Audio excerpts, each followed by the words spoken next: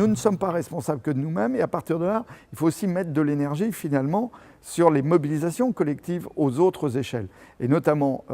ces dernières années, on a vu monter une diplomatie des villes, une diplomatie des territoires pour faire pression sur les grandes négociations internationales, parce que finalement, au quotidien, on est aussi un petit peu toujours en première ligne du développement non durable. Et donc,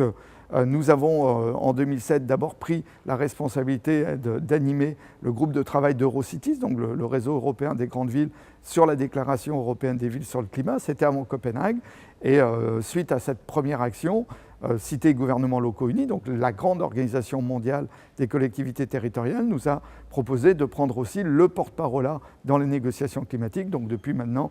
6 ans, je suis à ce titre le négociateur pour CGLU dans les négociations mondiales sur le climat. Si nous voulons garder justement le climat au plus 2 degrés que nous donnent les scientifiques, il faut réduire massivement les émissions. On a un objectif facteur 4 à 2050, il faut y arriver le plus vite possible, donc un moins 30% en 2020 est cohérent avec ce que nous disent les scientifiques, et à partir de là, il faut tout quantifier. La part qui vient du transport, la part qui vient du chauffage, donc il faut des politiques spécifiques pour chaque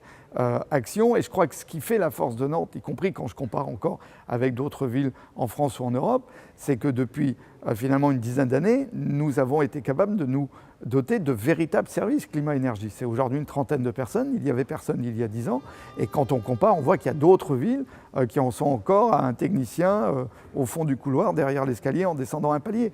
Donc on est parti de l'idée qu'il fallait animer la totalité de la ville, fournir des réponses à l'ensemble des acteurs, aux citoyens, aux entreprises, et les amener finalement sur cette action collective. Donc c'est un effort de tous les instants, c'est un grand volontarisme politique, et là-dessus, avec Jean-Marc Ayrault, on a toujours développé effectivement une parole forte sur ces questions-là, et je crois que c'est en train aujourd'hui de montrer que quand il y a volonté, quand il y a cohérence de l'action publique, on peut atteindre les grands objectifs en termes d'environnement. On a une ville plutôt ramassée,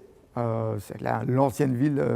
médiévale, donc en faisant attention, même si on n'y arrive pas toujours, à ce qui n'est pas trop d'étalement urbain. Ce n'est pas le modèle américain, par exemple, où la voiture est au cœur. Nous, ici, on est sur une ville plus ramassée, et peut-être que dans le cas français, l'approche aussi en délégation de services publics, avec l'équilibre entre des grandes entreprises privées, on sait que c'est une des cartes françaises d'avoir des grandes entreprises sur le champ de l'environnement, mais aussi de garder la capacité de régie publique, donc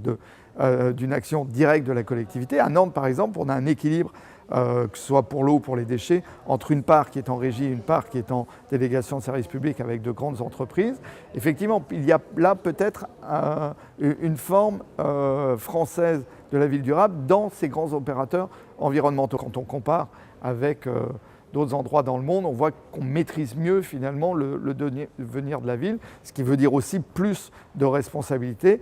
Maintenant, dans les champs à ouvrir, je crois qu'il y a aussi de nouveaux champs d'une démocratie plus participative sur ces questions-là. L'agenda 21 a ouvert la voie d'ailleurs sur ce point-là, et que là-dessus, dans les prochaines années, il faudra aller plus loin pour qu'on ait des citoyens qui soient dans leur comportement aussi à la hauteur peut-être des grandes politiques urbaines que nous pouvons développer. Donc c'est cette rencontre entre les politiques urbaines et les comportements individuels qui est au cœur du succès de la ville durable en Europe de demain.